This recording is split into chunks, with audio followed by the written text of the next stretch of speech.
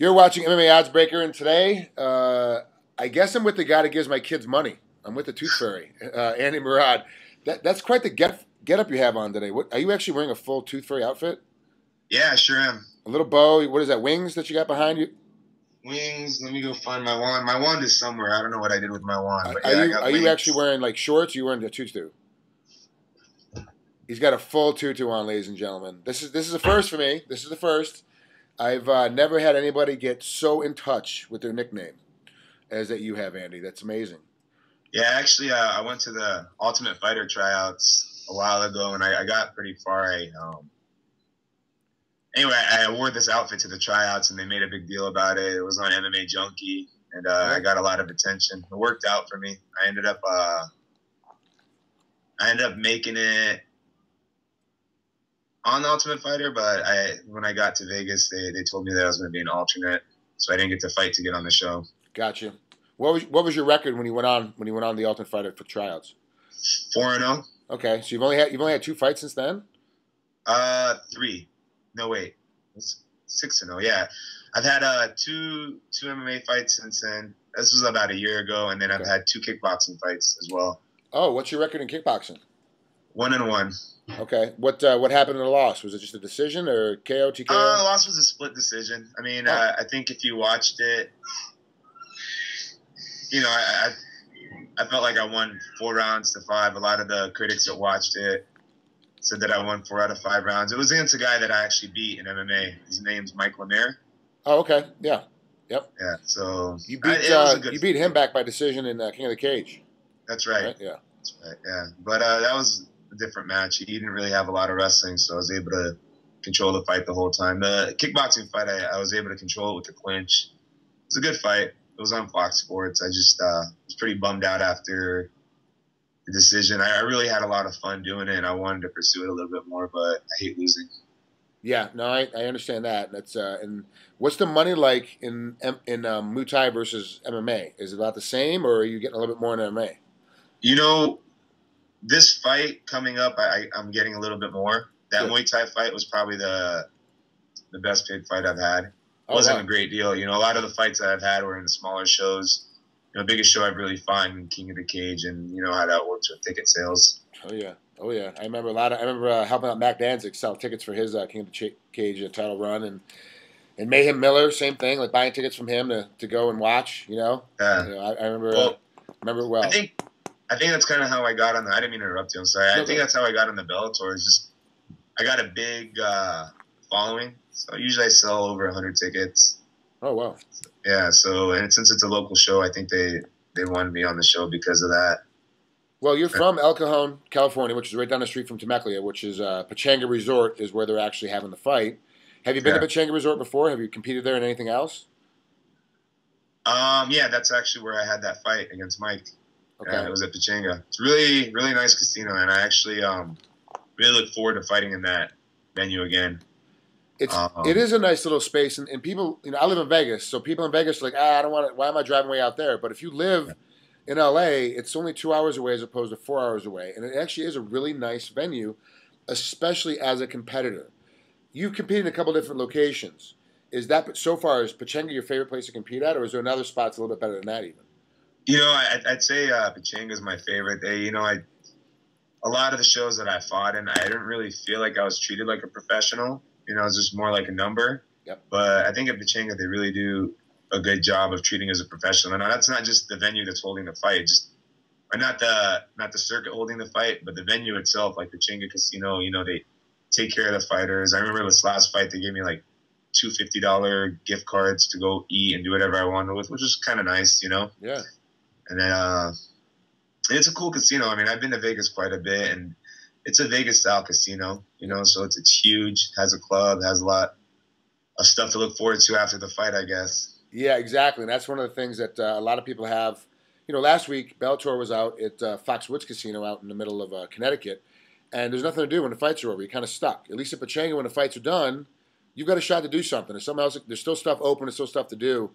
Does this fight now? Technically, Bellator is the largest organization you fought for before it was King of the Cage. Now it's Bellator. Has there been a lot more pressure to compete and do well, especially since it's local for you? It's like all your friends and family. You're used to that. But is Bellator putting more pressure on you to kind of be more of the tooth fairy and have more of that your personality come out during the interviews and what have you? I think I'm doing it to myself. I think a lot of my fights, I'm really conservative about the way I approach fights. I don't put on a front. I don't give the mean face. It's not really my personality. It's just my ego when I walk into a fight. I don't need to be angry. I don't need to be super happy. I just want to be calm and relaxed. I think this fight, I want to show a little bit more of my personality. And it's not so much that I feel like I got pressure from Bellator, but I want to create a fan base outside of San Diego, Yeah. And I think I can do that. Yeah, especially with Viacom with Spike TV.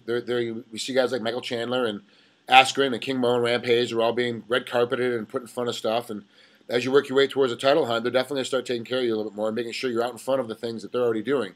MTV Music Awards and all that kind of stuff. But let's move on and talk about Gavin Sterritt, who's your opponent coming up. You're 6-0, obviously undefeated. He's 4-1. What is he, as an opponent, what does he do different than anybody else that you've faced so far? I watched his fights, and he seems smart and collective about the decisions he makes. He doesn't rush into things. He starts off. I mean, from the fights that I've seen, and I don't know if he's going to do it this time, but he starts off slow, and he's very reserved about the way he comes after you. And I've seen most of his opponents. He gives them a chance to do some work, and then in the later round, like the second round and third round, he starts coming after you pretty hard. And he throws some pretty big punches. I mean, like whatever he throws with big intent. He wants to make sure that you're going to feel it.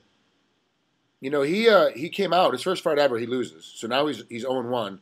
And now he's on a 4-fight win streak. And he's first fight he loses by submission. His second fight he wins by submission. He wins by TKO, and he wins by 2 more submissions. So it's obvious he's going to be looking for the submission game. You've got a couple of submission victories yourself. You have 1 submission victory, a couple of TKOs, and then a couple of decisions. Is this going to be one of those fights where, because you are a good Muay Thai guy, that you're going to try to force the action on the feet as much as possible and then attack if it's open on the bottom? Or is it going to be one of those fights that you're going to try and put him on the bottom and show that your technique is better on the ground than his is? It's just I've been, if I backtrack, I've been doing this for a long time. And it's like, if you watch any of my fights, every fight is a little different, and every time I fight, I feel like you see a different fighter. So I have really good jiu-jitsu. I've been rolling for I think 12 years now. I wrestled in high school. I was a really good wrestler. So I think I can take the fight wherever. Excuse me. No problem. I think I can take the fight wherever it needs to go. Really just kind of depends on what pace Gavin's going to put. If he wants to come after me, I know how to work with that. If he's going to back away, I have a game plan for that too. Perfect. Andy, thanks for coming out here. I know it's Sunday, and you guys are taking off here pretty soon to get. I got somebody that wants to meet you real quick. Who's that? My little tooth fairy. I was just going to say, I thought I heard somebody crying earlier. Say look hi, at Mama. her. Say hi. Hi. Hi, Marky. How old is she? She is 6 months. Oh, wow. How's the sleep pattern? Is she sleeping at night so you can get your rest between trainings? Nah, she's doing good. She kicks my butt once in a while. She's teething right now. Oh, yeah. You happy, Baba? It's Frank right there. I remember those days well. It was just a short time ago. My 2-year-old was going through the same thing. So yeah, I totally understand that, and it's tough being a dad. It's a blessing. It's hard. The hardest thing in the world, I think, not in the world, but one of the hardest things to do is to be a good fighter, a good father, and a good husband. Yeah. And I think your responsibilities kind of start getting. Everything kind of contradicts each other, and it's like, it's hard. It really is hard. But we're making it. It takes a lot of focus. When it's time to train, you have to focus only on training. When it's time to be a dad, you can focus only on being a dad. You can't have the two mix. Because if it does, you drive yourself crazy. Because like you said, they're complete opposites. They don't work together very well. So you have to kind of figure that space out and figure that timing out. Yeah, for sure. All right, Andy. Well, thanks for coming on here. We'll talk to you soon. Good luck next week. Frank, thanks so much, man. Thanks for having me. You got it, man. Talk to you soon. You have a good one.